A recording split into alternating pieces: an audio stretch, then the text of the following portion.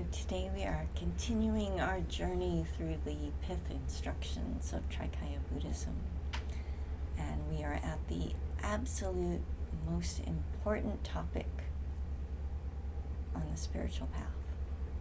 Any spiritual path that you follow, I think this is the absolute most important thing.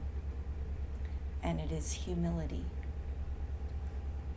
Without humility, all spiritual practice stops. Now it's interesting because in this country at least, or how I was raised, when people said humility, what that meant was some kind of weird self-deprecation. That you were supposed to downplay everything that you were. And they called that humility. You know, there'd be somebody that did something extraordinary and they'd be like, oh no, really, I didn't do anything. And we call that humility. But that's not what humility really is. Humility is very simple. It's actually looking at and accepting what actually is in this moment. That's all. What is actually true in this moment? What resources do you actually have? Not which ones that you want to have, not the ones that you had 5 minutes ago, not the ones that you think you should have, not the ones that somebody else has, but what do you have to work with in this moment? Where is your attention resting right now? And humility requires this rather brutal honesty. And that's why people like the other definition better. They're like, oh, I can just be self-deprecating and then, I feel good about myself and then everybody will prop me up because I'm being self-deprecating. But that doesn't allow us to grow at all because we're living in a fantasy land. The hard part about being brutally honest is then we go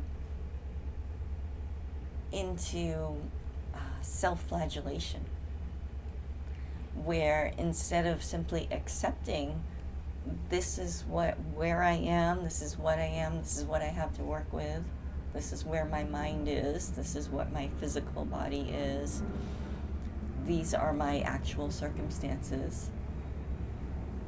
And upon seeing them, the mind creates a story about how it should be different, how we should have known better, how we should have something other than we do. And so we take out the whip and we start hitting ourselves with it and saying, you should know better. This isn't right. And that does nothing. Again, that's not humility. Humility is very clean. It's just very honest. It's like if you were trying to build a bookcase and all you had was a single piece of wood. And instead of accepting that, you sat there on the floor complaining to everybody and yourself that, oh, I should have gone to the store and picked up that other wood, and I should have gotten some nails, and oh, I saw, this pile of wood last week on the side of the road, I could have used that, and all of these woulda, coulda, shoulda games that we play. Instead of just recognizing that, oh, okay, I need to build a bookcase, this needs to happen. What do I have? I have a piece of wood. I could chop it up and make a really tiny little baby bookcase. But is that really going to serve my purpose? No. So then accepting what actually is allows us to take stock and determine what it is that we actually need to do next. And in doing so, we reclaim our power. We stopped abdicating our responsibility.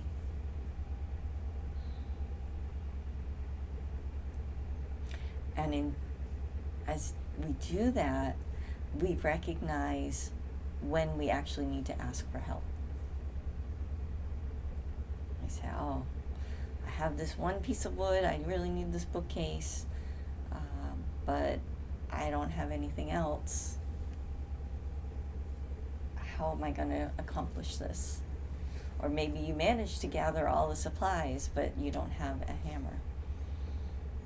Or maybe you need help holding it together while you hammer it together. Because it's really hard. I don't know if you guys have ever put together a bookcase. One person, it's really hard. It can be done, but it's tricky. Much easier if there's two people. The same is true on the spiritual path. The same is true with every aspect of our life. Is as we meditate and the structures that have been holding us together start to come to the surface of our mind, there's this tremendous response of pulling back, of going into denial, of saying, oh, I don't do that. That's not what I do. That's what other people do. No, I'm a spiritual person. And we hide in different identities. But if we're serious about growth, if we actually want to experience enlightenment, we want to be aware, then it requires this humility. It requires this absolute honesty with ourselves. So as we sit and meditate and we go into that silence and we tap into these blissful states of attention, and then we get up from our meditation cushion and we start interacting with the world, and we're still in this expanded state of attention, we start to practice our mindfulness, where we actually watch where our mind goes from moment to moment. And because we had meditated, the structures that were holding ourselves together have become weaker. They start to melt and fall away. But because the mind is habitual, it will notice that, oh wait, this is how I always saw the world. I need to shore that up. And so we start to tighten our mindset, our worldview in certain ways. But if we're paying attention, if we're humble, we'll notice that, oh, I'm clinging to this view right now. Is that actually helpful? Is that actually serving my growth? Is that actually helping others? I'll give you a very personal example to kind of bring this home. I'm very much, I guess you could say I'm a lake or a reservoir. I'm not very good at planning out talks. I do better when people have questions and they pull out what it is they need to know. And in that water quality that I have, I also tend to absorb how the people I spend a lot of time with, how they do things. And for a long time, I was spending time with somebody who completely abdicated their financial situation, where they had access to money, they had somebody else always taking care of it. Somebody else would take care of it. Somebody else would take care of it. Yes, I'll just focus on my projects and what I need to do, and the money, investing, all that stuff, somebody else will take care of it. And I picked up on that, and so I spent years in the back of my mind knowing okay, I need to take care of my financial house, but I'll meet somebody that will will do it for me. I'll meet somebody who will teach me. I'll find somebody that will take care of it, because I was picking up on the thoughts and behaviors of those around me. And then when that situation changed, when I was no longer immersed in that attention field, then I was finally honest with myself. I finally had some humility in regards to my own finances. I was like, oh, nobody's going to do this for me. I'm going to have to figure this out.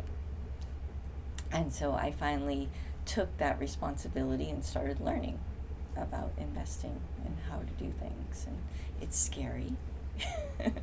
I don't know a whole lot, but I'm starting to actually dip my toe and be with it. And it helps that I'm spending time with people that actually do that actually take responsibility for their financial well-being. So part of humility is this taking personal responsibility for everything, but also being aware on the subtle level of how much other people that you spend a lot of time with can impact your worldview in these very little ways. Like, I didn't realize how much that was happening, because I was having fun. There was lots of other things to do, and it was a wonderful time. I had an awesome time, many years. But it's easy to abdicate responsibility, to just go with the flow of what's happening, instead of being honest when you do hit those little bumps. Like, oh, wait, I need to take care of this. Because that would happen for years.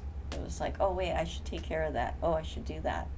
And then something would come up and be like, oh, well, I'm not going to do that. And then you get distracted. And that little issue of whatever it is, for you, it might not be finances. It might be something else entirely. It might be interpersonal relationships. Maybe you really want intimate relationship, but instead of digging through and looking at what it is that's stopping you from having the types of relationships that you want, you get caught up in other people's dreams, other people's priorities, and you forget. So again, humility is what shows us those shadows that we don't want to look at.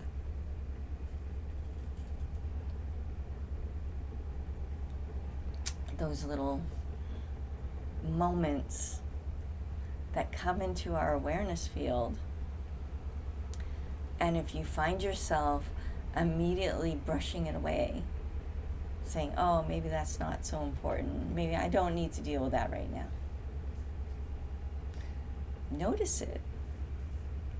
Make a note. Put it in your journal. And when you're ready, take a deep, deep look at it. Actually contemplate it. Where you take out that little note, and for 10 minutes or for half an hour, you focus only on that with humility. And you have to really be careful, because again, the self-flagellation comes out, the self-deprecation, the excuses, the story, and just dig through what really is going on. For me, it was fear. I don't have a whole lot of money. I live on disability, so I have a little safety net. But as the world keeps going, everything keeps getting more expensive, right? And finally, I saw that. It's like, I know even my teacher made a recording. I forget which one it's on, but he talked about that, of being afraid to actually allow to do something with your money. And it was very freeing. It was just like, oh, okay. I don't have to hold this fear in my being anymore. Now, I'm not saying like I've completely overcome all fear. No. We all take little baby steps. And that allows our attention to grow past where it was. So this is the practice of impeccability, which I've talked about before and will most likely talk about again. But humility is the ingredient that is required for all spiritual growth. And there is no separation between our physical well-being, our emotional well-being, and our spiritual well-being. We're very good at compartmentalizing in this country. I think that's what has kept a lot of the systems in place that are very damaging to the environment, very damaging socially, very damaging personally, is that we're able to compartmentalize. We're able to separate out. It's like, oh no, that's my work life, and this is my home life, and this is my spiritual life. And we create these artificial walls between them that keep us separated from our own being. But the more we meditate, the more we practice mindfulness, the deeper we contemplate these recurring patterns, we start to see that there's no separation, that there is this core of light that exists in every situation that I find myself in, and that I can tap into that whether I'm at work, whether I'm out playing, whether I am here in the meditation hall. That same core of light exists, and it can allow our attention to expand our awareness to the point where we're dealing with reality directly instead of looking through all these different filters, where we can walk into a situation and actually have real humility, where we can quickly assess, this is what I have and what I'm bringing into the situation. This is what's actually happening in this moment. How can I best be of service? And we're able to just do it without doing the calculation of, well, what am I going to get out of that? What's this going to do for me? Instead, we're able to live from this very pure place of giving, while at the same time being very aware of what it is we actually have to give. That's what I see in a lot of spiritual people that take their practice very seriously, is it's another form of self-deprecation, where we feel like we have to give and give and give and give until we're completely exhausted. And then what happens? Now somebody has to come and take care of us. And now we've become the burden. So that doesn't work. But if we practice humility, we know exactly how much we have to give. We can say, oh, I have this time available. I have this energy that I can give to you, because I know I'm going to need this much to take care of myself. And then here, the rest is extra. And that way, when you do give, it's pure, because there's no consideration of, well, I gave you that $10 and then you just like blew it. You went and bought lottery tickets with it. But if it was actually a gift, then you don't care what they did with it. So practice humility. When you need help, ask for it. But ask for it in a humble way, not demanding as a transaction of saying, well, I helped you, so you have to help me. Instead, ask for help and be open to those who actually have something extra to give. And you'll find that. Because there's this wonderful exchange that happens in real selfless giving, is when I know when I'm able to help somebody and I actually genuinely have the energy and the time to do it, it feels wonderful.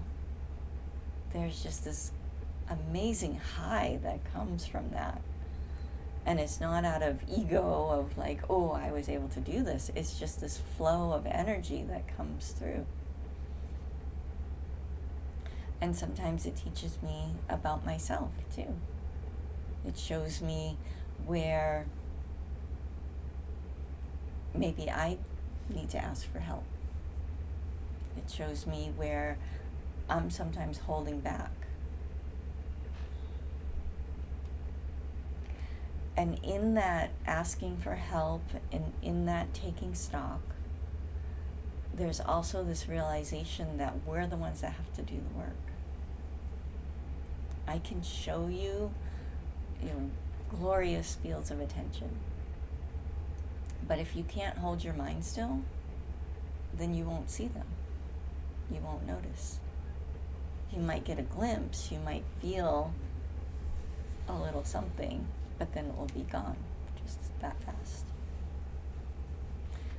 But if you do the work of sitting every day, twice a day is better, of practicing mindfulness throughout the day, paying attention, what am I thinking, what am I feeling, and when you find yourself in the gutter, focusing on beauty, focusing on gratitude, to pull your mind out of that gutter with whatever is available in the present moment. Exercising that muscle, just like when we do when we meditate. When we get distracted and we pull our attention back to the chakra. That's the same skill as when we practice beginner mindfulness. That we find ourselves spinning out, we're upset, we're uncomfortable, we're feeling confused. It might be downright angry. And we catch ourselves spinning out in that to find something that is beautiful or that we feel gratitude for. That's practicing humility. That's being able to look past the storyline and say, well, what else is here? I know this, the horrors are ongoing and happening and unfolding all around us, but what is beautiful in this moment? It's like, oh, it's amazing palm trees. I love palm trees. They look like fireworks. Could be the ocean or just the feel of the sun or the breath that you can inhale. All of this is happening in this moment. And we can feel gratitude for that. And it shifts our mind to a different state of attention. And if we're humble, we notice that, we feel that shift of attention. We might have to do it 100 times because habitual mental patterns pull us back into the story of why we should be complaining, why we should be upset, why we should be angry. But if we pull ourselves into gratitude or beauty, then we can look at whatever it is that set us off into that gutter and with real humility say, well, what needs to be done? Sometimes there actually is an action that you can do that will make everything a lot better. Other times, it's just sitting with it. And only you know in that moment which is the correct path. That's you walking the path for yourself.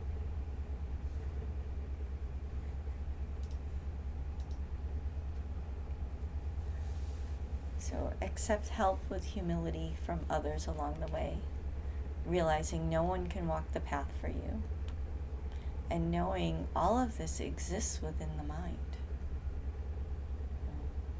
I live with chronic pain, yet I know that the body is just one tiny node of my awareness. I live in this world with all of you, with all the horrors that are unfolding as all these systems are illuminated for us. Well, many people have been seeing the horrors for centuries, but because of our modern technology, we can see them 24/7 from all different angles, and it can be overwhelming. But again, that's just one tiny node of our awareness. There is so much more happening all at once right now. And that is all within your mind. But if you are caught up and attached to a storyline, you miss it. So practice humility.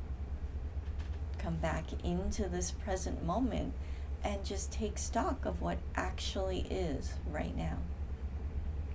From the tiniest thing that you can observe and experience to the largest.